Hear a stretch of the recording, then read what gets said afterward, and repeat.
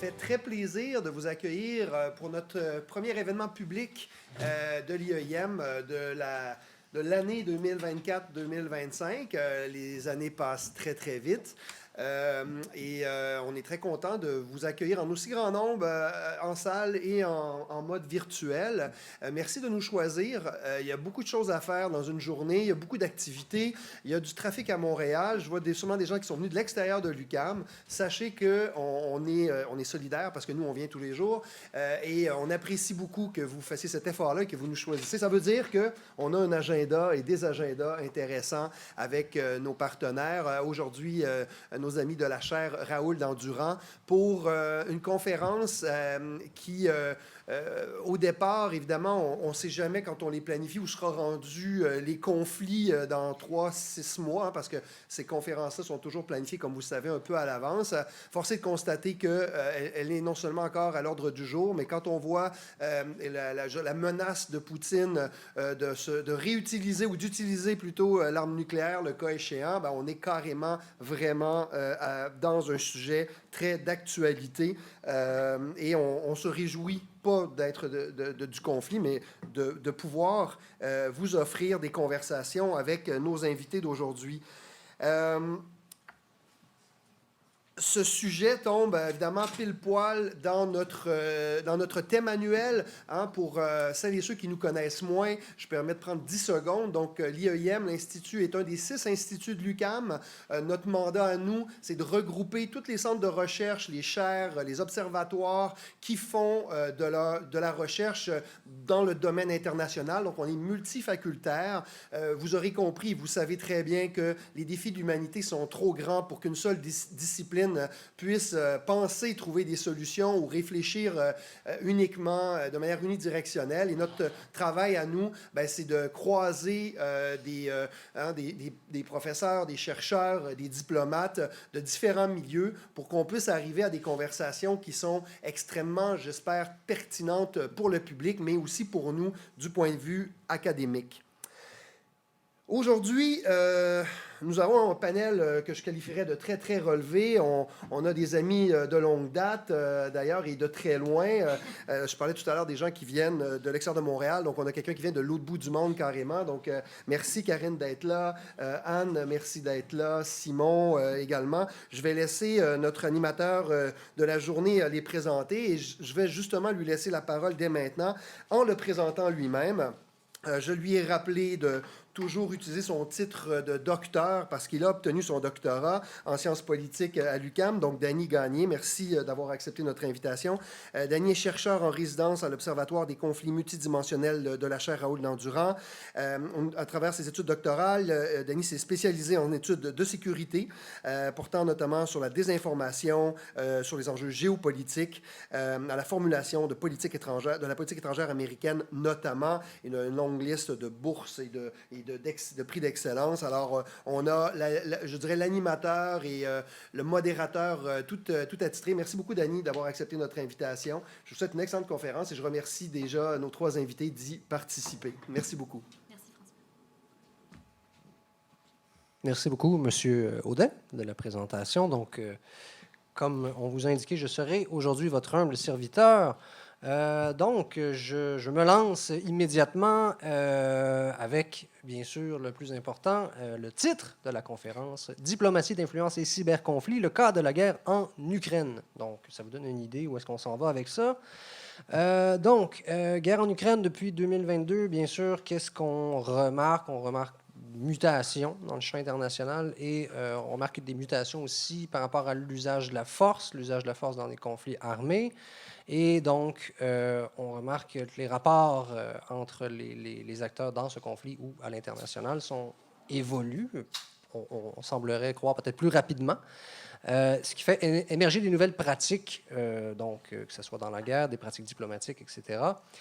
Donc, la guerre en Ukraine marque un tournant dans ces pratiques-là. Bien sûr, qu'est-ce qu'on voit, c'est que ce conflit-là ne se limite plus uniquement au champ de bataille physique. D'autres dimensions qui se démarquent. Aujourd'hui, on va aborder au moins 2 dimensions. Donc, bien sûr, on va parler de diplomatie d'influence, donc des efforts diplomatiques qui ont pour but de recueillir le soutien d'autres acteurs, d'autres États, qui vont agir un peu comme multiplicateurs de force, qui vont soutenir une ligne politique, économique, militaire et même culturelle. Bien sûr, on voit ces moyens-là qui sont de plus en plus déployés en ligne. Et de l'autre côté, bien sûr, on va parler des cyberconflits, donc qui, bien sûr, impliquent l'usage des technologies de l'information pour atteindre les objectifs stratégiques. Donc, depuis le début des hostilités en Ukraine, cyberattaques, désinformation en ligne, campagnes de propagande sont devenues des armes de choix pour affaiblir l'adversaire, influencer l'opinion publique mondiale, manipuler les perceptions et, bien sûr, jouer sur le support des pays alliés, que ce soit de l'Ukraine ou de la Russie. Donc, pour discuter de ce sujet-là aujourd'hui, nous avons 3 panélistes avec nous aujourd'hui. Donc, je commence par Mme Karine Pontbriand. Bonjour. Mme Pontbriand, professeure adjointe en cybersécurité et stratégie à l'Université Deakin en Australie. Elle est également doctorante en cybersécurité et relations internationales à l'Université de New South Wales à Canberra. Elle détient une maîtrise en communication internationale et interculturelle ainsi qu'un baccalauréat en relations internationales et en droit international de l'UQAM. Donc, elle est passée par nos salles de classe. Et elle est chercheure au sein du groupe de recherche en cyberdiplomatie et cybersécurité. Elle a co-dirigé l'ouvrage collectif « Préparer la cyberpaix, piratage des diplomaties à l'ère numérique » aux éditions Multimonde. Monsieur Simon Hogg, qui est professeur au département de sciences politiques de l'Université du Québec à Montréal. Bonjour Simon, en passant. Je ne t'ai pas dit bonjour à toi. Chercheur en résidence à l'Observatoire des conflits multidimensionnels de la chaire Raoul Dandurand. Ses recherches à l'intersection des études de la technologie, de la culture et du pouvoir soulèvent les questions de sécurité, du contrôle social et de la démocratie dans les sociétés numérisées. Et il a, entre autres, écrit sur la participation et la résistance numérique, la surveillance et la gouvernance algorithmique de la sécurité. Et, dernière mais non la moindre, Mme Anne Lié, qui est fellow de l'Institut d'études internationales de Montréal, bien sûr, ici même à l'UQAM, économiste de formation, diplômée de Queen's University et de l'Université de Toronto, diplomate de carrière. Ses affectations l'ont amenée principalement en Europe comme ambassadrice du Canada en Pologne de 1993 à 1996, en Russie ainsi qu'en Arménie, Ouzbékistan et au Bélarus entre 1996 et 1999. Elle a aussi été ambassadrice du Canada au Cameroun, au Tchad et en République centrafricaine pour la région des Grands Lacs d'Afrique et près le Saint-Siège. J'espère que j'ai bien dit ça. 2008 à 2012. Donc, merci aussi, Mme Lié, d'être parmi nous aujourd'hui. Donc, je vais tout de suite céder la parole à Mme Pontbriand pour sa présentation. Donc, vous avez à peu près 14 minutes. Merci beaucoup, Dani. OK. Est-ce que vous m'entendez bien? C'est suffisant? De toute façon, quand je vais commencer à parler, je vais me mettre à gesticuler puis à être vraiment emballée. Donc, ça devrait porter encore plus. Merci beaucoup, donc, à l'Institut d'études internationales de Montréal pour l'organisation de ce panel qui, je crois, s'avère très intéressant. Je suis en excellente compagnie et j'ai bien hâte d'entendre les propos de mes collègues sur un sujet qui est fascinant. Donc, voilà. Alors, sans plus tarder, je vais me lancer pour ce qui est de mes propos. Donc, moi, ce qu'on m'a demandé de faire aujourd'hui, c'était de mettre la table de façon un peu plus théorique sur les cyberconflits et le rôle de la cyberdiplomatie dans la mitigation de ces conflits. Donc, pour ce faire, je me suis concentrée sur 3 questions principales, à savoir, premièrement, comment est-ce que le cyberespace transforme les conflits? C'est quoi le rôle du cyberespace dans les nouveaux espaces de conflictualité? Qu'est-ce que la guerre en Ukraine, puisque c'est le sujet d'aujourd'hui, peut nous apprendre au niveau des cyberconflits? Quelles sont les leçons qu'on peut en tirer par rapport aux pratiques russes et ukrainiennes? Et finalement, quel est le rôle de la cyberdiplomatie, s'il y en a un? Est-ce que c'est qu'un écran de fumée ou est-ce que ça a vraiment un rôle à jouer, la cyberdiplomatie? Donc, en termes de pratiques étatiques nouvelles, ce qu'on constate, c'est que le cyberespace est venu vraiment donner créer une nouvelle option aux États dans la poursuite de leurs intérêts nationaux et stratégiques. Donc, au lieu de devoir nécessairement entrer en guerre, en utilisant des cyberopérations, des cyberattaques, les États sont en mesure de faire des gains stratégiques, d'aller chercher des avantages sans nécessairement avoir à recourir à l'utilisation d'armes conventionnelles.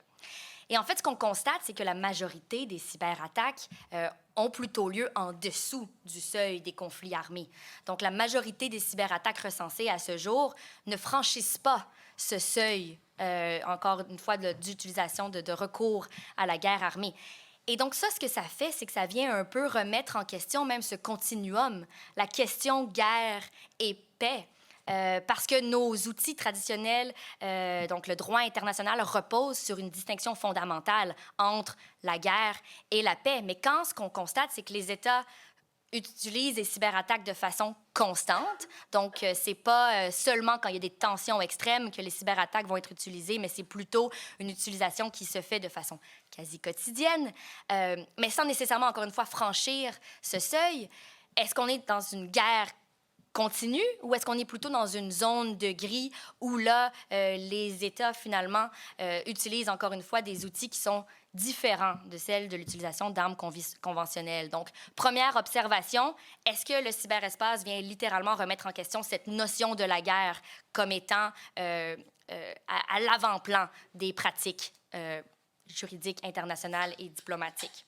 Deuxième observation, c'est que les cyberconflits mettent surtout la place, offrent la place à beaucoup d'autres acteurs qui ne sont pas nécessairement étatiques.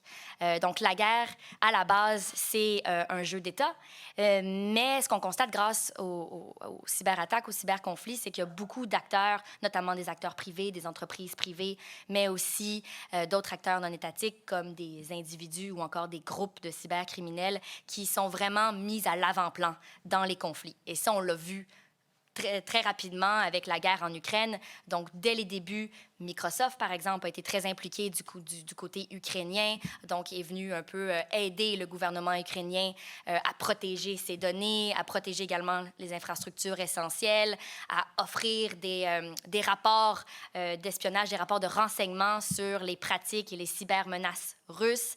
Donc, Microsoft, dès le début de la guerre, a été très impliqué. Et on l'a vu aussi, donc, avec l'appel du gouvernement ukrainien de demander aux cyberpirates de se joindre au cyberfront. Donc, dès le début là, de l'invasion russe en Ukraine, le gouvernement ukrainien a fait appel, c'est ça, aux cyberpirates du monde là, à venir aider le gouvernement à la fois de façon défensive, mais de façon offensive. Et donc, ce qu'on voit, c'est qu'il y a une armée de volontaires qui ne sont pas nécessairement en territoire ukrainien, qui participent activement au conflit dans le cyberespace. Ainsi, évidemment, que l'utilisation de groupes criminels à la solde des gouvernements ou pas nécessairement des deux côtés pro-ukrainiens, pro-russes, qui s'impliquent aussi dans le conflit. Et ça vient beaucoup remettre en question cette notion de distinction entre qui sont les civils et qui sont les combattants. Est-ce que les volontaires civils deviennent nécessairement des combattants? Qu'est-ce qu'il en est au niveau des employés de ces entreprises privées, par exemple, qui servent à protéger les infrastructures essentielles? Est-ce que le fait qu'ils soient nécessairement impliqués dans le conflit vient remettre en question leur statut de protection en vertu du droit international humanitaire? Donc, encore une fois, ça vient changer un peu la donne au niveau des frontières entre civils, militaires, gouvernementaux et privés.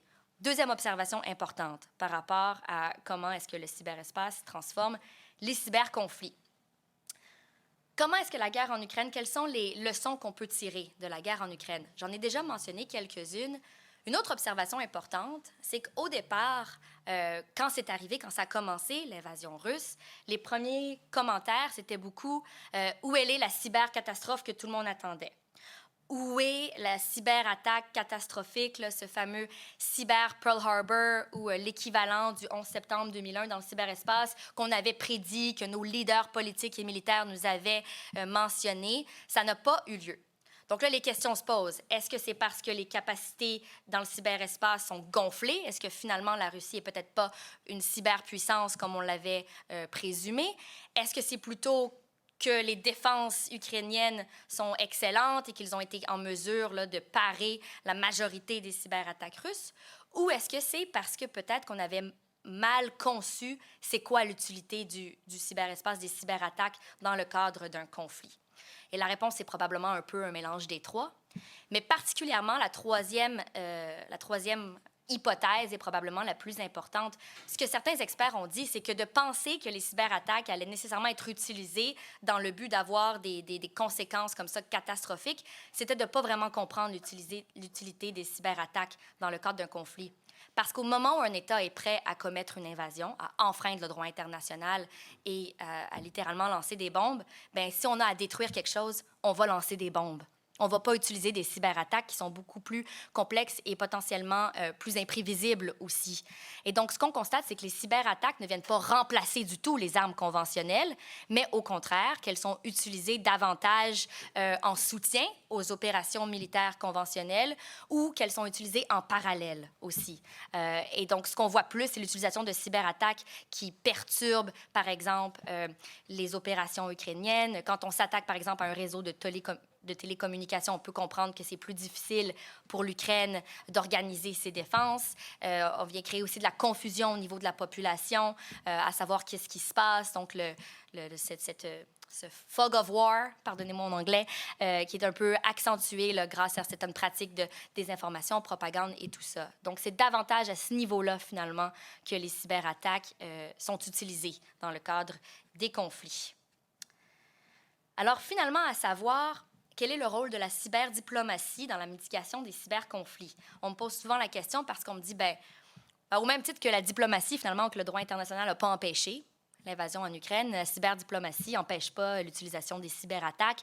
On adopte des normes de bonnes pratiques dans le cyberespace et les États ne les respectent pas vraiment. Donc, à quoi ça sert?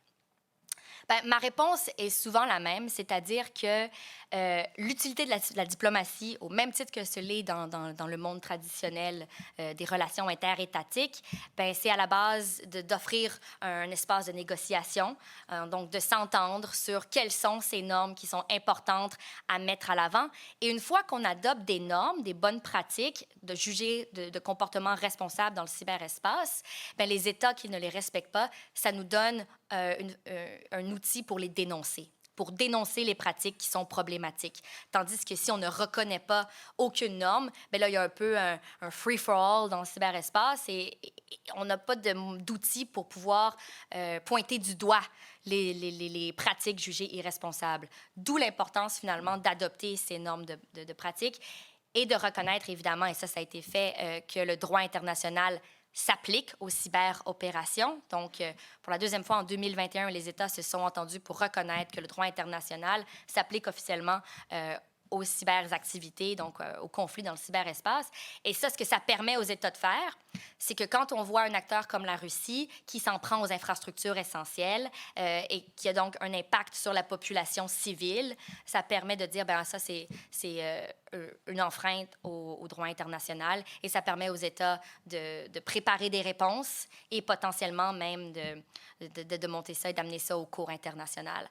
Alors, si on n'avait pas de cyberdiplomatie en amont, on n'aurait pas cette possibilité maintenant de dénoncer les pratiques ou encore aussi d'adopter des réponses, comme je le mentionnais, telles que des sanctions économiques, par exemple, qui peuvent être mises en place en réponse à des cyberattaques qu'on juge irresponsables ou potentiellement illégales. Alors là, je me rends compte que j'ai parlé très vite parce que j'avais vraiment espoir de pouvoir couvrir tout ce que j'avais à dire. Et donc, voilà, je vais m'arrêter ici. Le mot de la fin, c'est la cyberdiplomatie, c'est important.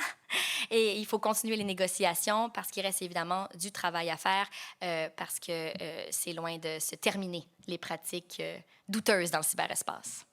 Merci.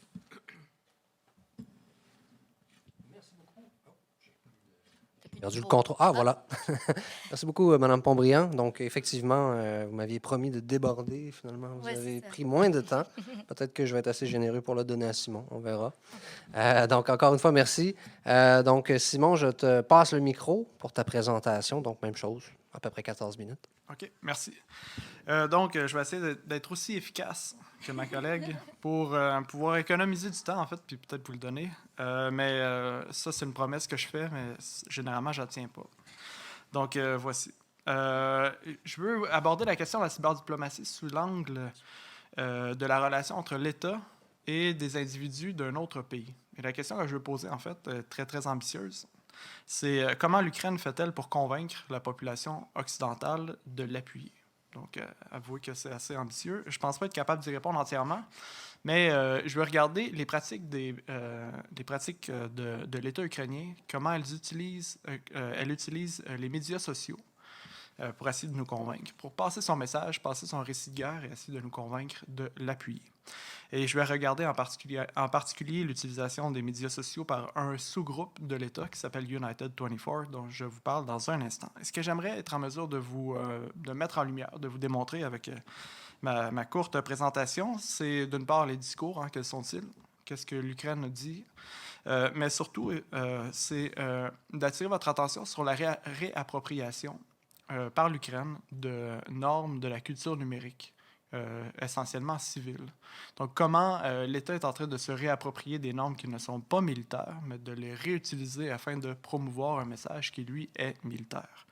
Et finalement, je pense que ça permet d'éclairer les capacités d'adaptation de l'État ukrainien dans un environnement médiatique, un environnement numérique qui est caractérisé en fait par l'absence de contrôle qu'ont les États. Finalement, en utilisant, en s'adaptant, en se réappropriant les normes de la culture numérique, l'État ukrainien réussit à faire par la bande ce que l'État normalement n'est pas capable de faire, c'est-à-dire contrôler l'environnement numérique. Donc, vous me direz si je vous ai convaincu. Mais d'abord, pourquoi m'intéresser à United 24? En fait, on a beaucoup parlé, surtout au début de la guerre, de l'efficacité du président Zelensky pour être capable de nous parler, de nous partager l'expérience de la guerre. Hein. Tout le monde a mis de l'avant ses qualités de PR. Mais finalement, le propos de Zelensky demeure très, très diplomatique. C'est-à-dire que quand il parle, il s'adresse essentiellement à d'autres chefs d'État. United 24, c'est une initiative présidentielle, donc mise en place par le président Zelensky en mai-juin 2022, dans le but de gérer une campagne de financement auprès du public essentiellement occidental, le public, on va dire international, mais essentiellement occidental. Ça s'inscrit, ça, dans une continuité de campagnes de sociofinancement qui ont été mises en place depuis la guerre du Donbass en 2014 par des ONG, par des unités militaires, donc qui se tournent vers Internet pour essayer d'avoir un peu d'argent, pour gonfler leurs propres ressources. Ici, la particularité de United 24, c'est que le gouvernement s'est réapproprié donc cette idée-là de sociofinancement, mais pour financer son propre effort de guerre. Donc, qu'est-ce qu'il fait? Il y a deux aspects à United 24.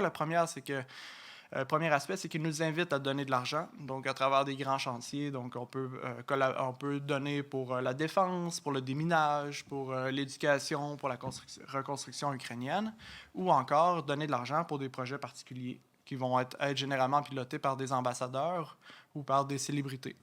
Donc, Luke Skywalker, notamment en personne, est une de ces personnalités publiques-là qu'on peut rejoindre pour combattre le côté obscur de la force.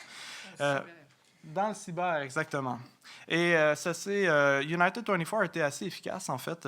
Elle a réussi à collecter jusqu'à maintenant plus de 726 millions de dollars. Donc, si on compare United 24 à un donneur international, il se classerait 24e environ. Donc, à peu près à égalité avec l'Australie, la Corée du Sud, l'Estonie. Donc, c'est assez considérable comme somme qu'ils ont réussi à les collecter.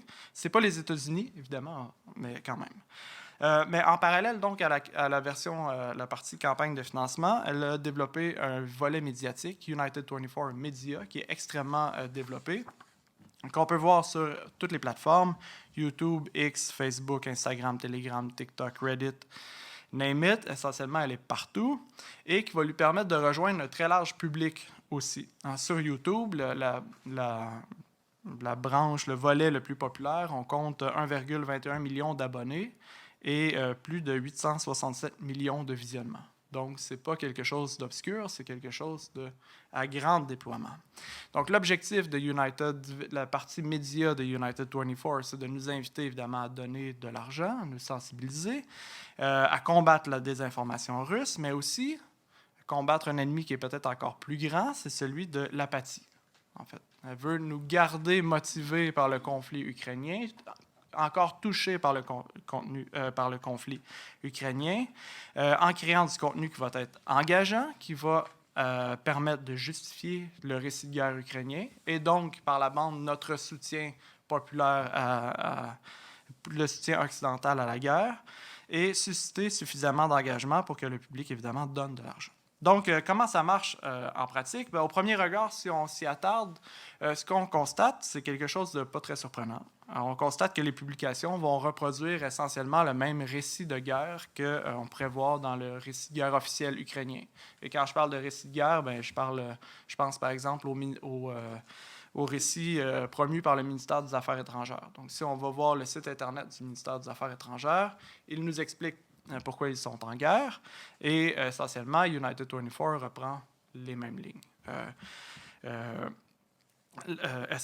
Et ces lignes-là sont une construction dichotomique entre d'un côté l'Ukraine et de l'autre côté la Russie, et le discours va servir à ancrer l'Ukraine dans le camp occidental. On a la Russie qui est perfide, diabolique, qui est menteuse, destructrice, violente, impérialiste, qui constitue une menace pour l'ordre international, et l'Ukraine, bien, qui est tout l'opposé, hein, c'est une construction dichotomique, qui est honnête et transparente, qui est forte, combative, mais malgré tout bienveillante, souveraine, européenne, défendresse de l'ordre international.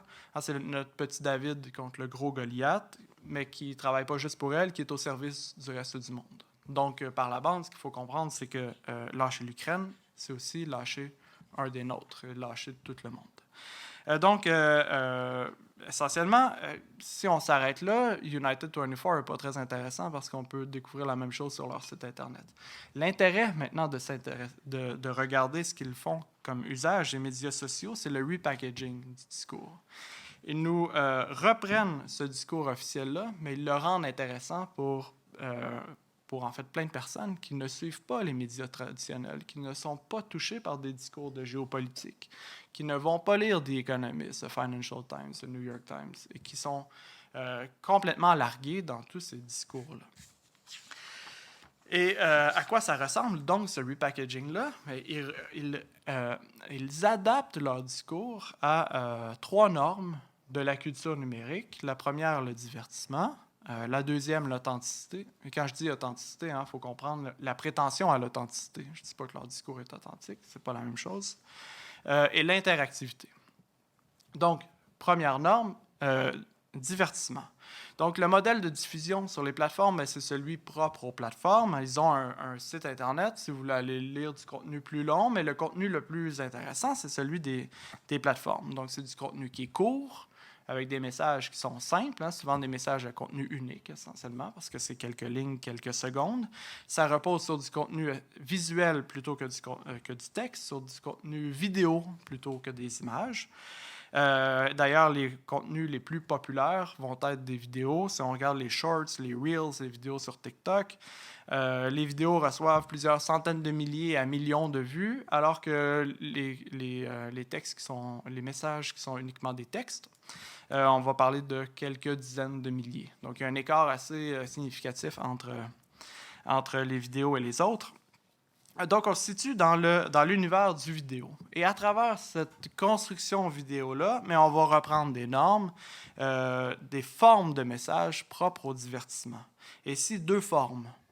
Le premier, c'est un mélange entre l'infodivertissement, où le contenu va essentiellement être du contenu de memes, donc des images populaires sur Internet qui vont être réutilisées pour promouvoir le soutien à l'Ukraine, des réutilisations d'éléments de la culture américaine, beaucoup de clins d'œil à des films, à des séries américaines, beaucoup d'utilisation de l'ironie, du sarcasme, de la caricature pour ridiculiser l'autre. Donc, vraiment dans une logique d'infodivertissement.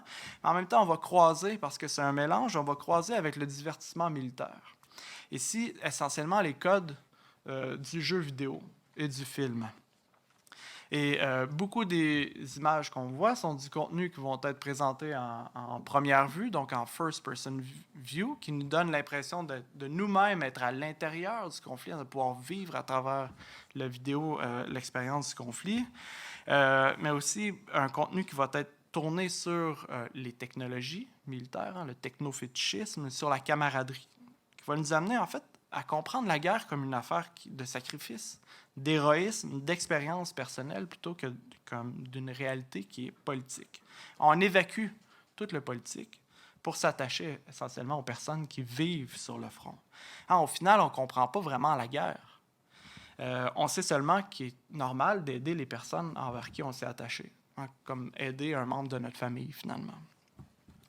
Et en sous-ligne, bien, on voit en même temps la reproduction d'autres codes qui peuvent être, en fait, qui sont très problématiques de la culture du divertissement militaire, notamment le machisme et l'hypersexualisation des femmes, que je ne vais pas aborder plus ici.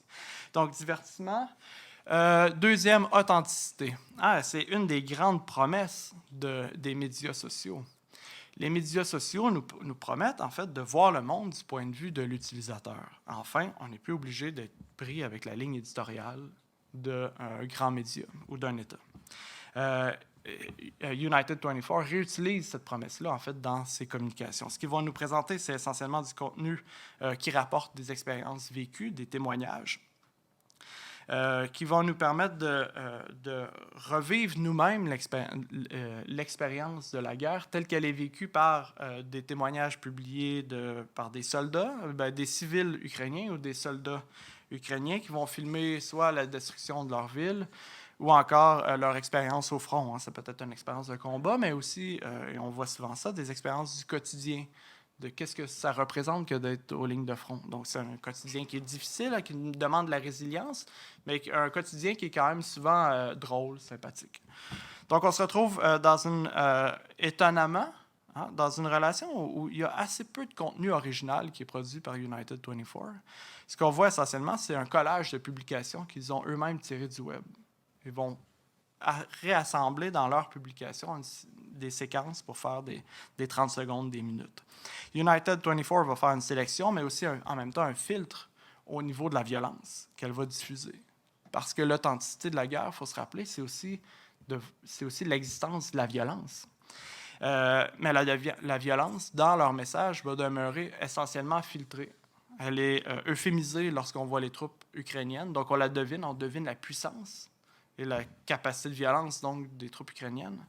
Mais en même temps, elle est omniprésente lorsqu'on voit les civils ukrainiens. Eux sont en sang, sont blessés, parce que ça nous permet de voir la destruction qui est provoquée par la Russie. Mais on est ici essentiellement dans une logique où l'authenticité, elle est contrôlée. On la revendique. Ce que vous voyez est vrai. Mais en même temps, elle est soumise à un exercice de cadrage qui est très, très, très fin et délicat. Elle inscrit les contenus et en plus, United 24 va inscrire les contenus dans le registre de l'émotion.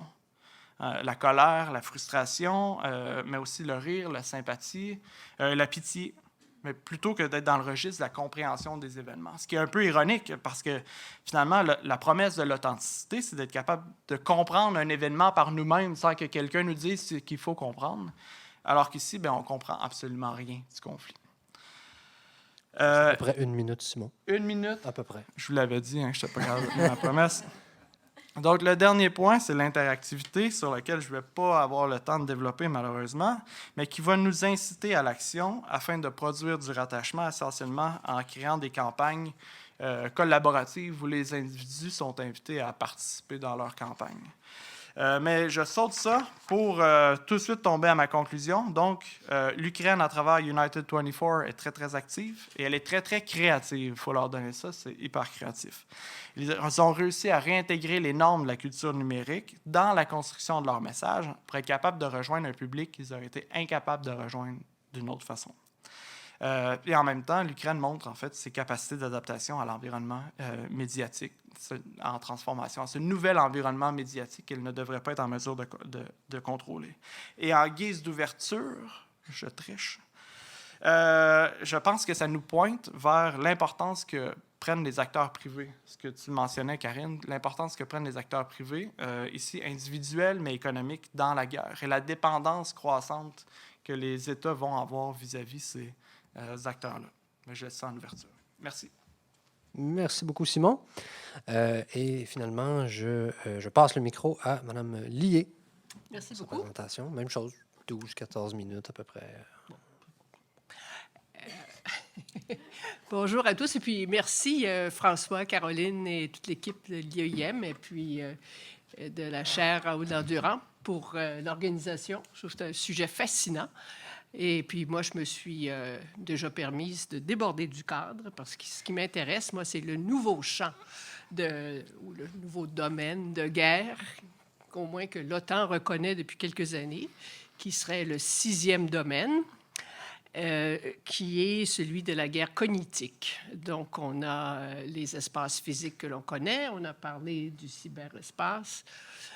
Et dans les mots de James Giordano, qui est un prof de neurologie, qui est chef du programme d'études de neuroéthique à Georgetown University, je cite le titre d'une présentation qu'il a faite aux officiers des Marines il y a déjà 6 ans, « Le cerveau et le champ de bataille du 21e siècle ».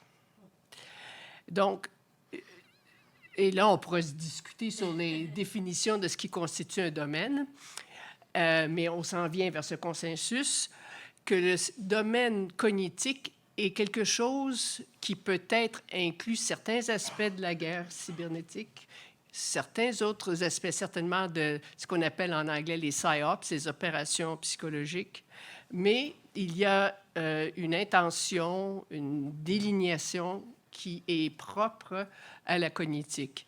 Et on n'en parle pas encore beaucoup, mais si, mettant peut-être un chapeau de fellow et d'ancienne directrice de l'IEIM, ma suggestion serait d'en faire beaucoup plus dans le domaine des recherches sur l'impact sur nos sociétés de la guerre au domaine cognitique. Alors, la guerre, la Russie, je vais m'en tenir à la Russie, moi je dirais est en guerre psychologique contre les pays occidentaux, depuis que, de façon un peu malheureuse, les pays occidentaux ont déclaré victoire à la chute du mur et à l'effondrement de l'URSS. Et s'il y a vraiment un élément psychologique à déterminer, c'est celui de reprendre, si on veut, une revanche sur l'histoire du point de vue de la Russie. On pourra rajouter à ça tous les arguments, les éléments qui sont connus, mais je dis ça simplement pour marquer le coup qu'on n'est pas, on ne retourne pas à 2014 avec l'annexion de la Crimée, ni encore moins vers 2022, mais il faut remonter à la fin des années 90, ou même au milieu des années 90, qui correspond à la période que j'ai vécue, moi, en Pologne et en Russie, où j'étais de 93 à 99. C'est quelque chose que j'étais sur le terrain, j'ai senti ça. Donc, il y a la Russie, puis je vais simplement je ne peux pas ne pas le mentionner, c'est la Chine qui a redéfini son concept stratégique de la guerre il y a déjà quelques années, et le concept des 3 guerres qui inclut un vecteur, une guerre d'opinion, une guerre psychologique et guerre juridique. Donc, on voit, pour ceux qui suivent ça, sa politique vis-à-vis de Taïwan, de la mer de Chine qui se réapproprie des territoires maritimes et qui fait fi des conventions existantes du droit international. Il faut voir maintenant qu'on est plus que, quand on parle de guerre, d'opération, on est plus que dans le domaine physique ou kinétique. Karine a dit quelque chose de très important, plusieurs choses, mais une que j'ai relevée, parce que j'avais relevé la même chose dans mes textes, c'est, toi, tu parlais des actions dans le domaine cyber, moi, je parlais des actions dans le domaine cognitif. Le domaine cognitif a ceci qu'on s'attaque non seulement, disons, la propagande vise non seulement des individus, mais cherche à conditionner toute une société. Et non seulement ce qu'on pense, mais comment ensuite on va se comporter. C'est ça l'élément, je dirais, qui est particulier avec une guerre au domaine cognitif. On s'en rend peut-être même pas compte pendant que ça se produit. Mais ceci a l'effet que Karine avait souligné de flouter, comme disent les Français, la ligne de démarcation. Alors, on n'est pas vraiment en guerre comme on l'a connu jusqu'à maintenant, et surtout comme les lois, l'ordre international le définissent. C'est flou. Entre une guerre de basse intensité, une vraie guerre, c'est pas une paix parce qu'on se méfie, puis il faut prendre des contre-mesures. Ça, c'est d'une part. Et tu as aussi remarqué, ça floute, si je peux dire également, le statut entre des combattants et des non-combattants. Et puis là, on ne parle même pas disons, des groupes terroristes armés avec des pseudo-prétentions d'État. Là, on parle d'individus qui, ceux qui travaillent pour United 24 ou qui sont dans le Donbass, qui essayent de faire leur mieux pour apporter aux Ukrainiens ce qui se passe. Est-ce qu'ils sont des combattants ou des non-combattants? On n'a pas la réponse. On n'a pas la réponse. Alors,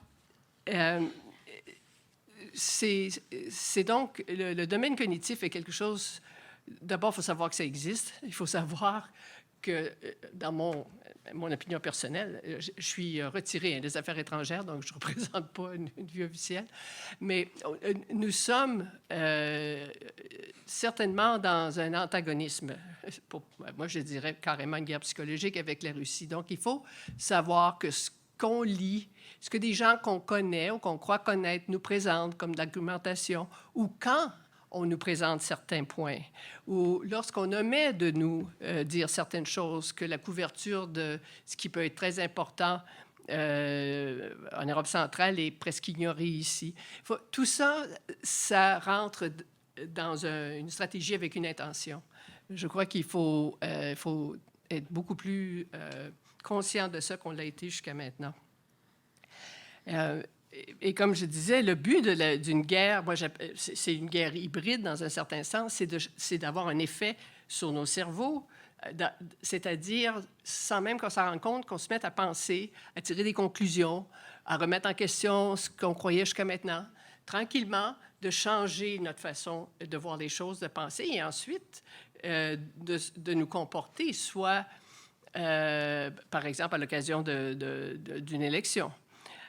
Ou de contribuer ou non à des levées de fonds. Et ça, c'est assez important de se rendre compte que ça peut nous arriver. Je vais... un exemple, ben, il y en a plusieurs, mais le fait que le Congrès américain a pris, c'est ça, 8 mois pour approuver le fameux package au Congrès, toutes les tactiques pour retarder la prise de décision et tout ça, c'est sûr que c'était encouragé par les influenceurs, par les influenceurs certainement politiques qui travaillaient, dans le fond, pour le compte de la Russie. Ça, c'est une façon, disons, assez évidente d'une partie d'une stratégie pour contrer disons, l'effet le manque de succès militaire, disons, de la Russie jusqu'à maintenant. Mais donc, on travaille sur tous les domaines. Je veux mentionner, parce que c'est pas quelque chose où on a une réponse, mais vous avez peut-être entendu parler il y a quelques années maintenant, qu'à l'ambassade des États-Unis et aussi à l'ambassade du Canada à La Havane, il y avait eu des diplomates qui avaient été atteints d'un mal qu'on dit toujours mystérieux et qui était certainement, là, on sait, neurologique. On sait que les Russes, et probablement pas seulement eux, travaillent sur des armes, ce qu'on appelle la énergie dirigée, sur le cerveau. Et là, au début, on disait ça c'est un peu, disons, de la folie de croire ça. Mais là, on commence à prendre ça pas mal au sérieux, qu'effectivement, il y a c'était peut-être une expérience qui était faite, possiblement, par la Russie.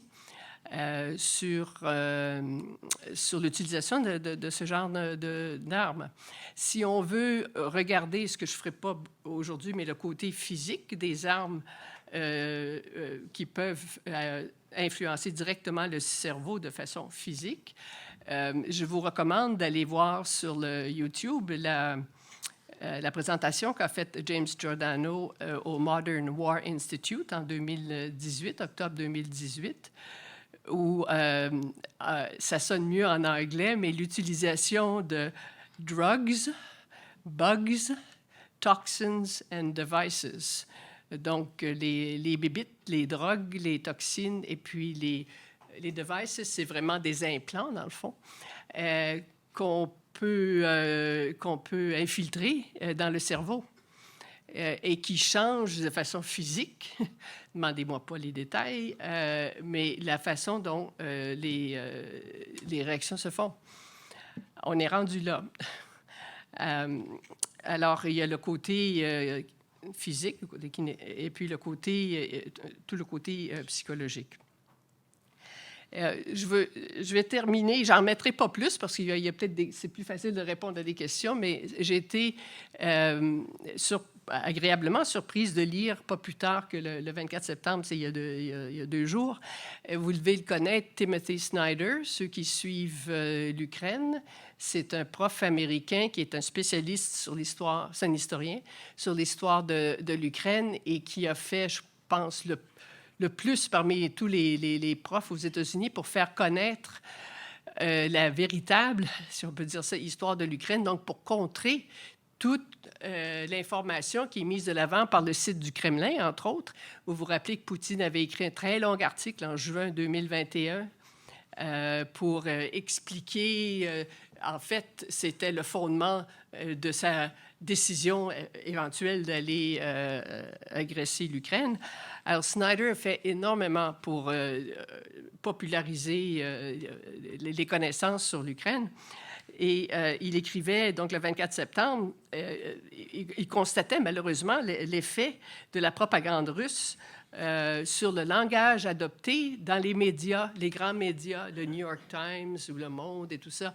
L'utilisation, ça c'est plutôt ton domaine, mais l'utilisation du langage, quand on veut convaincre quelqu'un, c'est une des armes premières de la propagande, hein, c'est la manipulation des mots. Faites-leur signifier le contraire de ce que normalement on croirait.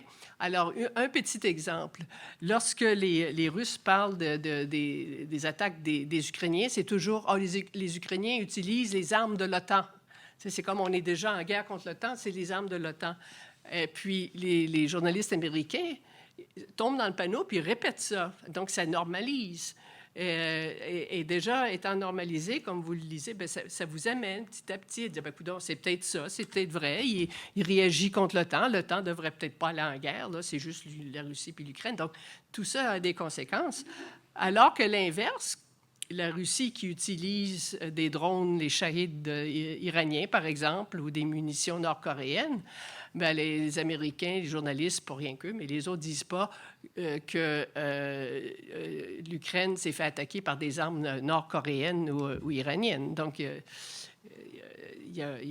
on voit ici la manipulation des mots a un effet sur la façon de voir les choses. Et donc, Snyder utilisait justement la guerre psychologique. C'est un élément de la guerre que mène la Russie, la guerre psychologique contre les alliés de l'Ukraine.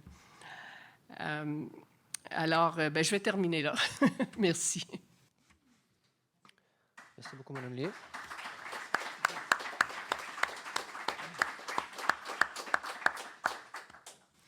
Donc, merci aux 3 panélistes. On va maintenant passer à une discussion avec nos invités d'aujourd'hui. Donc, moi, j'ai quelques questions pour vous, mais avant de du moins de les poser, je voulais voir si vous voulez réagir à certaines des choses qui ont été dites, certaines des présentations. Je ne sais pas si vous vouliez rebondir sur les présentations de vos collègues. Donc, je vous laisse le micro. Sinon, moi, je vais vous lancer dans une certaine direction avec des questions. Donc. Ben, moi, j'avais déjà des questions pour mes collègues. OK. Est-ce que je peux me permettre de faire ça? Oui, oui, oui. Notamment pour Simon, mais c'est sûr que Mme Lié aussi, avec vos derniers propos par rapport à l'utilisation là, de la guerre de l'information de la Russie. Ma question première, parce qu'on me la pose souvent de la part de mes étudiants quand je parle de la guerre de l'information, c'est quoi l'impact de ces campagnes de United 24? Comment est-ce qu'on peut mesurer de façon convaincante ou définitive le succès de campagnes de réseaux sociaux? Parce que de quelle façon est-ce qu'on est certain, finalement, qu'ils sont capables de remplir leurs objectifs? Donc, d'un côté, ils utilisent les médias sociaux, mais est-ce qu'on est sûr que ça fonctionne vraiment? Donc, ça fonctionne sur le plan du financement, mais est-ce que ça fonctionne vraiment sur le plan de l'influence? Comment est-ce qu'on mesure, finalement, l'impact réel des tentatives d'influence?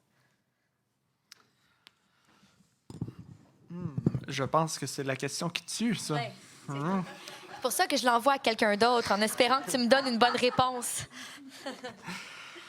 Je vais essayer de botter en touche et de ne pas y répondre. Je ne sais pas comment on peut mesurer l'influence, l'effet direct d'un message. Ça fait... je connais les communications. Moi, je suis en sciences politiques. Je connais le domaine des communications, études des médias, un peu par la bande, par mon objet d'étude. Et ce que je constate, c'est que ça me semble être une question que même dans la réflexion en communication, il essaie de contourner parce que mesurer l'effet direct d'un message, c'est pratiquement impossible, sinon que sur le plan individuel. Est-ce que le message a fonctionné? Oui, non. Après ça, l'avoir à très, très grande échelle, c'est extrêmement difficile. C'est pour ça que on peut voir une façon de contourner ça. Ça serait de s'intéresser à la normalisation de certains mots, de certains discours, un peu comme M. Schneider fait avec des armes de l'OTAN. Est-ce que c'est des mots, des expressions qui n'existaient pas avant et qu'on peut retrouver maintenant dans l'espace public, qui pourrait être une façon de constater un effet sans le mesurer directement? Normalisation de pratiques, par exemple, culturelles, comme je vous ai présenté, l'idée de l'authenticité, l'idée du divertissement. Mais le mesurer directement, je n'oserais pas le faire. Il y aurait une façon, en ce qui concerne spécifiquement l'Ukraine et la Russie, c'est de voir comment les arguments sont repris dans ce qui est le plus populaire pour l'Ukraine et la Russie, en anglais, Telegram Channels, donc les canaux de communication Telegram, et puis peut-être dans certains milieux, parce qu'ils ont des échos aux États-Unis, dans les 4chan ou les Reddit, si on s'aperçoit qu'un argument qui est lancé par l'Ukraine est repris pour être de façon positive ou négative et devient un objet en soi, tu peux dire que ça a visé. Puis parlez-en bien, parlez-en mal, du moment que vous en parlez. Hein. Ouais. Parce que dans le fond, la question ultime de l'influence, c'est est-ce que ça transforme les comportements? Ultimement, c'est ça le but. Quand on essaie d'influencer quelqu'un, on essaie de changer les comportements. Et donc, d'une part, on peut repérer si le message s'est propagé, est-ce qu'il a été repris dans l'espace public. C'est un indicateur, mais à savoir, est-ce que vraiment ça va ultimement avoir un impact sur les comportements des individus, c'est ça qui est vraiment difficile à mesurer au final. Puis c'est parce que j'enseigne à des militaires, alors ils veulent le savoir, vous comprenez, si ça fonctionne, les techniques. Mais tes militaires, ils doivent s'intéresser aux 1000 bloggers. Les 1000 bloggers, c'est l'expression en russe, 1000 blogueurs, qui sont les blogueurs militaires. Donc, ce sont qui utilisent Telegram, l'application, vous connaissez, pour échanger, pour parler entre eux, c'est pro-russe. Alors, c'est ce que font la plupart des analystes ici là, et ailleurs, qui vont vous dire ce qui se passe sur le terrain. Ils font une synthèse, en fait, d'à peu près ce qui se passe sur les canaux Telegram. Ça, c'est une façon de mesurer ça. Simon, je pense, tu as dit quelque chose qui me fait réfléchir aussi. Je pense que c'est peut-être une façon de le considérer. C'est on peut voir un peu aussi selon dans quels paramètres va se dérouler la discussion. C'est-à-dire comme un peu un agenda setting, mise à l'agenda, mais dans ce cas-là, ce serait dans quelle frontière va avoir lieu le discours. Est-ce qu'on est capable d'attirer un peu les personnes qui participent à ça sur un terrain précis dans lequel va se faire le débat? Je pense que c'est peut-être ça me faisait penser à ça de la façon que tu le proposes. D'autres questions? Simon, Mme Lié, est-ce que vous aviez des questions pour vos collègues? Des commentaires. Des commentaires. Sinon, on n'est pas obligé. Sinon, moi, je peux aller au front. Ouais. Ben, j'avais mon commentaire sur le fait, tu pourrais peut-être dire un peu plus l'ordre juridique. Il y a en ce moment une discussion sur établir, en fait, des règlements, parce qu'il n'y en a pas, pour le domaine du cyber. Hein? Et puis, là, je reviens plutôt à la Chine. C'est pas ma spécialité, mais de ce que je lis. Et puis, les Russes s'intéressent beaucoup à la Chine, donc je me trouve à lire plus de la Chine intéressant, hein, à cause du lien avec la Russie. Il y a, aux Nations unies, où ça se déroule, il y a une différence fondamentale entre l'approche, disons, américano-occidentale et l'approche chinoise à la réglementation, puis à l'attitude qu'il faut prendre envers la protection des gens ou bien la protection de l'État dans l'espace cyber. Je ne sais pas si tu suis ça un peu plus, mais ça, c'est assez inquiétant, en fait, parce qu'en ce moment, on voit que la Chine redessine l'ordre international. Veut pas, c'est presque un but avoué. Elle est en faveur d'un ordre international, mais le sien, qui correspond pas à ce qu'on a mis en place depuis la fin de la Deuxième Guerre mondiale. Et puis, ça se voit dans ce domaine-là aussi. Alors, ça augure mal, en fait, n'est-ce pas? Je ne sais pas si tu as un commentaire là-dessus. Et donc, votre question, c'est plus à savoir c'est quoi l'état actuel des négociations? C'est-à-dire que l'argument, c'est que pour pouvoir se protéger, les États et les gens, il faudrait avoir des règlements. Parce que si on enfreint les règlements, on va au moins être capable de faire honte aux pays qui les enfreignent, parce que les Nations unies ne sont pas très bonnes à contraindre pour changer un comportement. On le voit dans d'autres domaines, mais au moins, il faut avoir des règles pour savoir si on les enfreint. Mais pour établir des règles, des règlements, un ordre au niveau international, il faut avoir une approche qu'on partage. Oui. Alors, moi, de ce que je vois, la Chine a une approche qui est pas mal différente de celle de nos pays. Alors, est-ce que ça veut dire que ça va être un free-for-all? Je veux dire, comment on va se prémunir contre ça? Oui.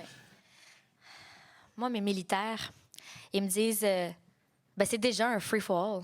Parce qu'on est dans une époque actuelle où on enfreint le droit international comme c'est jamais arrivé par le passé et sans réelle punition, finalement. Parce que c'est quoi les punitions contre la Russie? C'est quoi les punitions contre Israël? À quel point est-ce qu'on a empêché les activités actuelles d'avoir lieu?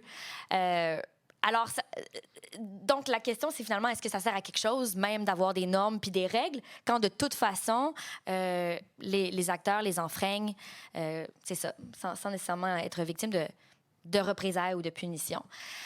Alors, je reviens encore une fois à l'utilité de ce que je pense qui est le droit international, la cyberdiplomatie. Ben oui, ça a une utilité parce que quand on adopte ces normes, quand on adopte ces règles, ça nous permet encore une fois d'avoir au moins un niveau de base sur ce qu'on pense qui est une approche acceptable. Et puis quand on voit qu'il y a des activités, encore une fois, malveillantes ou douteuses, ben on peut aller en avant, puis on peut les dénoncer, puis on peut éventuellement adopter des sanctions ou potentiellement des représailles, qui pourraient, qui pourraient nous permettre de réagir finalement. L'état des négociations, est-ce qu'on a une fragmentation entre le côté américano-occidental et le côté plus russe et chinois? C'est sûr qu'il y a une vision différente de ce qui devrait être permis et de ce qui se passe. Est-ce que ça veut dire que les négociations n'ont pas lieu du tout puis qu'il n'y a rien qui se passe? Non, mais ça veut dire que c'est un peu un jeu délicat, là. J'étais à un dîner la semaine dernière, en fait, grâce à l'IEM qui m'avait invitée. Il y avait l'ambassadrice du Canada en Chine qui était présente et dans son propos, elle décrivait son rôle avec la Chine et les négociations avec la Chine un peu comme une drôle de danse où des fois on avance, souvent on recule, la majorité du temps on tourne en rond puis on essaie de pas trop se piler sur les pieds, tu sais. Mais dans le cyberespace, les États reconnaissent tous les États reconnaissent qu'ils ont un intérêt partagé à promouvoir la stabilité et la sécurité du cyberespace, parce que tous les États, et la Chine inclus, la Russie un peu moins, mais quand même, dépendent du cyberespace, de son bon fonctionnement pour leurs activités économiques, le commerce international, tout ça, l'ensemble de nos activités modernes repose d'une façon ou d'une autre sur les technologies de l'information et de la communication. Alors, les États sont d'accord à ce niveau-là. Maintenant, c'est dans la meilleure façon, la meilleure pratique qui doivent être adoptées. Bien, c'est là qu'il y a davantage de fractions. Mais ça ne veut pas dire qu'il faut mettre un terme complet aux négociations. Au contraire, et vous étiez diplomate, donc vous êtes encore mieux placé que moi. Pour dire qu'il faut toujours se parler. C'est ça, pour dire qu'il faut toujours se parler. La communication, c'est la base de tout. C'est vrai. Ce que je retiens beaucoup de notre discussion, puis je m'en vais un petit peu dans la... Je pars un peu, je fais du pouce, si on veut, sur ce que venait de dire Mme Pontbriand. Ce que je retiens beaucoup de la discussion, c'est que, bon, bien sûr, on a une multiplication des acteurs qui ne sont plus nécessairement qui ne sont plus que des acteurs étatiques. Qu'est-ce qu'on remarque aussi, c'est que cette frontière-là entre le civil et le militaire n'est plus ce qu'elle était, entre le public et le privé. Donc, on regarde à quel point l'effort de guerre a attiré des acteurs dans le contexte ukrainien, par exemple. Ça peut être moi qui commence à faire des drones dans mon garage puis qui les fournit à l'armée ukrainienne, par exemple. Je vous rassure, je ne fais pas ça. J'ai pas de garage. Mais moi, ce qui me... Bon, quand on regarde d'un point de vue plus large, justement, avec tous ces acteurs-là, qui viennent jouer un peu le rôle de spoilers, qui viennent gâcher tous ces efforts diplomatiques-là. Il y a beaucoup d'acteurs qui peuvent les gâcher, qui ne suivent pas les mêmes règles et qui ne sont pas, comme ils ne sont pas des pays, ce sont des électrons libres. Comment voyez-vous ça un peu? Comment mitiger les tensions? Et puis comment aussi justement gérer les questions de escalade, désescalade? Est-ce qu'on est dans une espèce de jeu où on s'est perdu d'avance, ou une espèce de lutte qui n'aura pas vraiment de dénouement? Parce que, bon, vous nous parliez au début, il n'y a plus vraiment non plus de est-ce qu'on est en guerre, est-ce qu'on est en paix? Donc, dans quelle espèce d'univers on se situe en ce moment? C'est quoi un peu votre façon de voir? Ça peut être dans le conflit ukrainien ou ça peut être dans d'autres conflits, mais peut-être votre niveau d'optimisme ou de pessimisme par rapport à ça. Donc, encore une fois, on peut y aller vraiment. Si vous voulez parler, prenez le micro. Je ne vous donnerai pas de droit de parole. Allons-y à bâton rompu. Moi, je viens de parler, donc j'imagine que mes collègues voudraient peut-être prendre la parole. Moi? OK. Niveau d'optimisme ou de pessimisme, je le garde pour moi. Mais ce que je vois, en fait, par rapport à la place des acteurs privés, notamment que tu as mentionné, puis est-ce que c'est perdu d'avance? Ce qui me semble être perdu d'avance, c'est que les individus ou que les acteurs privés vont pouvoir être maintenus à l'extérieur des conflits. Alors, la dichotomie qui pouvait exister entre le soldat et le combattant et le non-combattant, je pense qu'elle n'existe plus. Si elle a déjà existé, elle n'existe plus. Et je pense que c'est la faute de tous les acteurs, en fait. Autant, mettons, si on regarde le conflit qui nous intéresse, c'est la faute autant à la Russie qu'à l'Ukraine. L'Ukraine a mobilisé énormément les acteurs individuels dans son conflit pour la création de drones que tu as mentionné, pour la surveillance des déplacements russes, pour, si on regarde la construction des messages, des contenus de United 24, des récits, toutes les publications qu'elle réutilise pour construire ses propres messages, mais c'est du contenu qui a été créé par des individus, par des citoyens russes ou par des soldats ukrainiens, excusez-moi, par des civils ukrainiens ou par des soldats ukrainiens. Et en fait, ils ont besoin d'eux. Hein? Et d'ailleurs, j'ai pas eu la chance encore d'approfondir vraiment, de cartographier de façon nette toutes ces relations-là.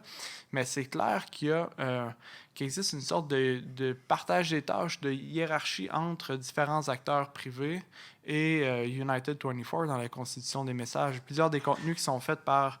en fait, je fais un pas en arrière. Les publications de United 24 sont toutes identifiées. Donc, ils disent tel message vient de tel compte Telegram, TikTok, X, etc.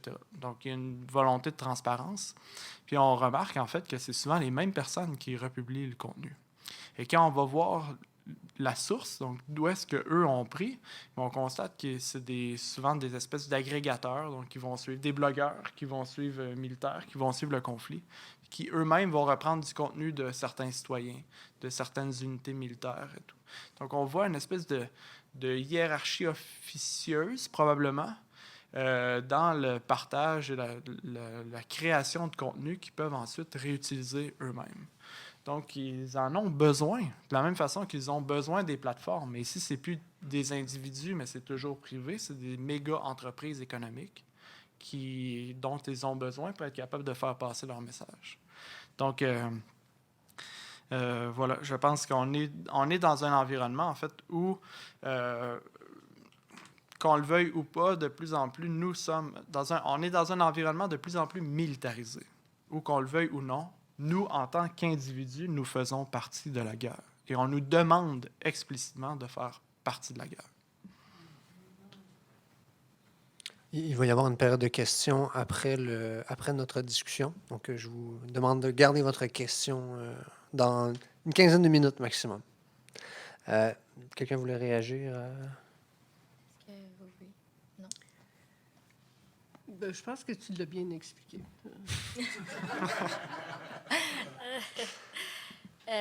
Effectivement. Donc, je suis d'accord avec les propos de mon collègue.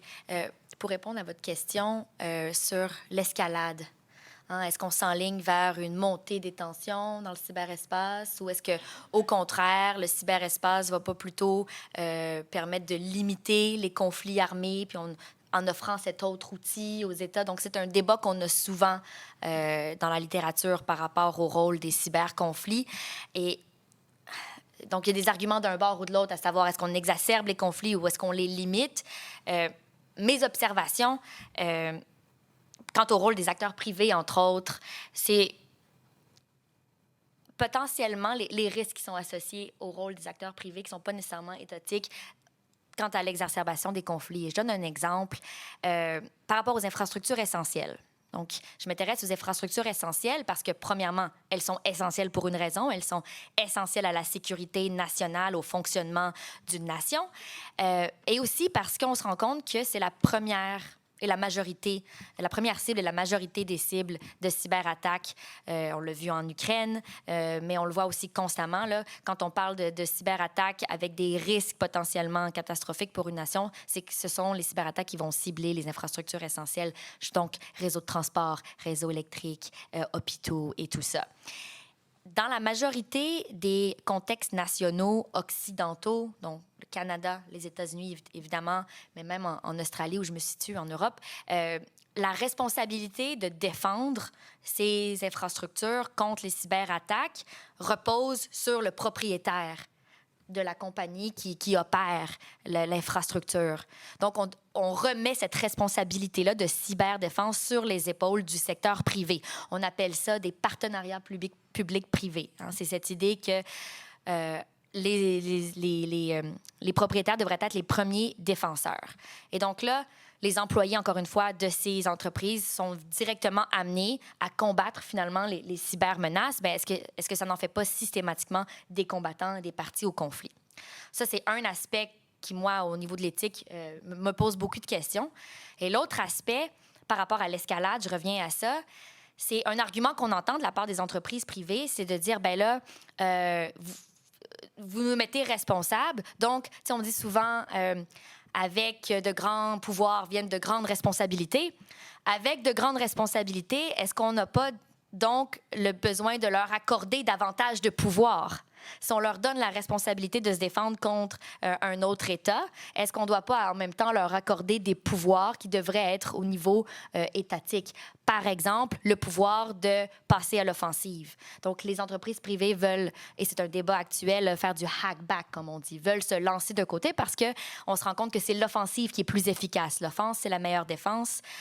Et donc, mais là, évidemment que ça pose des questions importantes. Si on permet aux entreprises privées de faire des contre-attaques, quels sont les risques d'escalade? On peut en imaginer plusieurs. Est-ce que donc l'État qui reçoit une cyberattaque d'une compagnie américaine dit soudainement, ben là, le gouvernement américain nous attaque. Donc, est-ce qu'on a une entrée en guerre de la part du gouvernement américain? Donc, on peut voir une conception erronée potentiellement de la provenance de l'attaque. Donc, il peut y avoir des réactions qui pourraient être démesurées par rapport aux cyberattaques et tout ça. Donc, ça, c'est un exemple important par rapport au rôle des entreprises là, en termes de risque d'escalade. Il y en a d'autres qui me viennent en tête. Mais Karine, est-ce qu'Elon Musk est un combattant ou oui, non? c'est ça. Non, mais Starlink est vital. Quand il y a eu une interruption, à un moment donné, en Ukraine, du service de Starlink, rien qui marchait. Alors, d'un côté, il fait ça. D'un autre côté, il envoie son fameux camion cyber protégé aux Tchétchènes.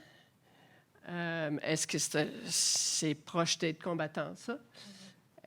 Ensuite, du côté russe, évidemment, les règles du jeu sont différentes, mais si Poutine dit, toi, mon oligarque préféré du mois de février, si tu veux encore être la saveur du mois prochain, c'est mieux de faire ceci, cela, autre chose. Les hommes d'affaires, donc, il y en a qui n'ont pas vraiment le choix.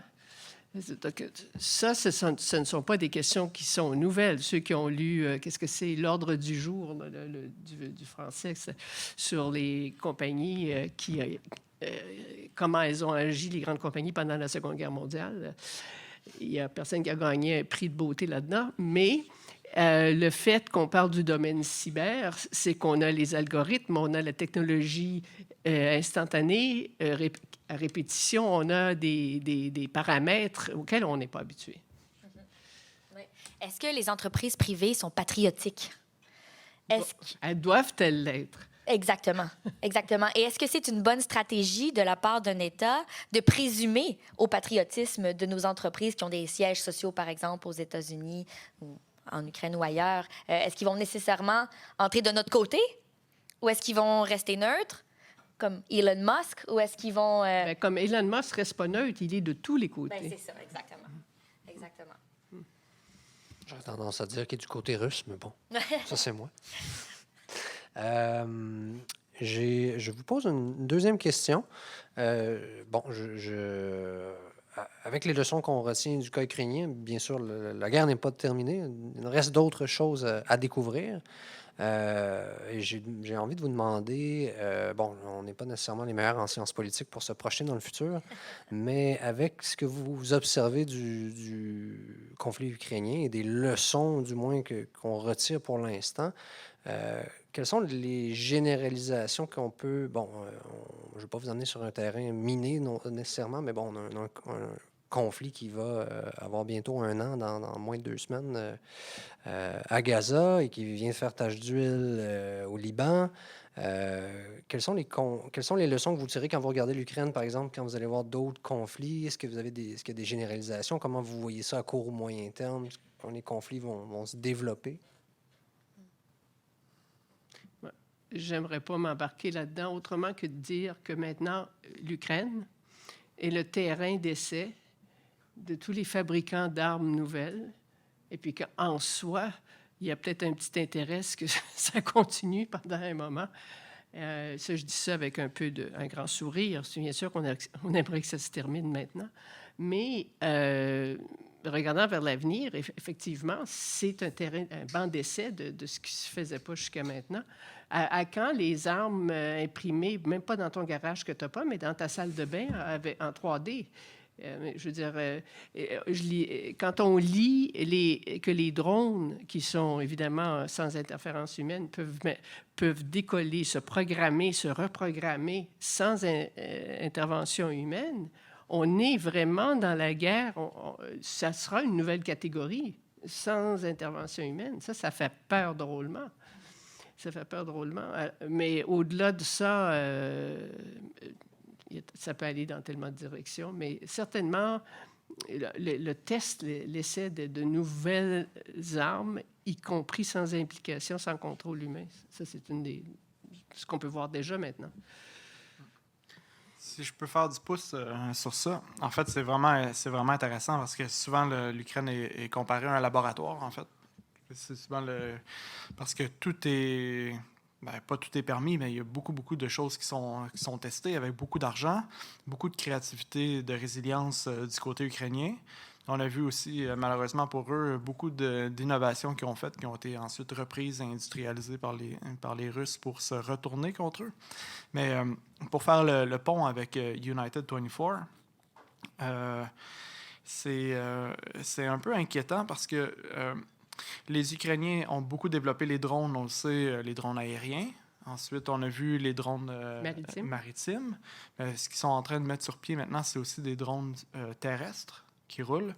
Et une des façons d'être capable de les tester, c'est à travers des campagnes de sociofinancement qui nous invitent, nous, à financer des drones, et en échange des drones terrestres, et en échange de notre contribution. Donc, pour ceux que ça pourrait intéresser, ceux qui donnent plus de 1 000 $ ont la chance de rentrer dans un concours, dans un tirage, et de voir leur nom écrit sur un vrai drone terrestre. Donc, il y a un peu un côté jeu, divertissement à ça qui est inquiétant quand on pense à toutes les ramifications qui sont derrière. Hein. Le drone, c'est une chose, mais ce qui va suivre le drone, c'est l'autonomisation de la guerre. C'est l'intelligence artificielle, puis c'est la guerre qui va être de plus en plus connectée au réseau, mais déconnectée du contrôle humain. Donc, voilà. Mais sinon, quoi dire comme généralisation en une ligne? Je pense que les technologies numériques qui nous ont autant donné d'empowerment individuel, pour utiliser un terme anglophone que j'ai de la difficulté à traduire, d'autonomisation individuelle, nous donnent la même autonomisation pour notre participation à la guerre. Et on le voit, puis je pense pas que ça va disparaître. Puis moi aussi, je vais faire du pouce sur les remarques précédentes de mes collègues, mais entre autres, quand vous aviez mentionné la militarisation finalement complète des sociétés, presque, moi, ce qui m'inquiète le plus, c'est encore une fois, là, c'est cette dissolution des frontières entre les domaines civils et militaires et le fait que les populations civiles sont les premières victimes. Ça c'est pas nouveau de la guerre, mais c'est juste, encore une fois, exacerbé par ce qui se passe en Ukraine et par ce qui se passe au niveau de la bande de Gaza. L'utilisation, c'est ça, à la fois sur le plan, au front des civils, mais aussi en termes de victimes des cyberattaques, c'est ça, qui visent les populations civiles. Et donc, moi, c'est ça, à ce niveau-là, qui m'inquiète, c'est l'impact des conflits numériques sur la population civile et même la désinformation, la guerre cognitive que vous mentionniez aussi, qui qu'on vise finalement, c'est les populations civiles, créer de la confusion, de la fraction au sein des sociétés, on veut nuire à la confiance des sociétés envers les institutions, envers le pouvoir. On est en train de créer une espèce de chaos, finalement. Et donc, quand on pense à tout ça, nos institutions gouvernementales reposent sur un peu une confiance de la population envers les institutions. Et quand on n'a plus cette confiance, quand on ne sait plus quoi croire, quand on ne sait plus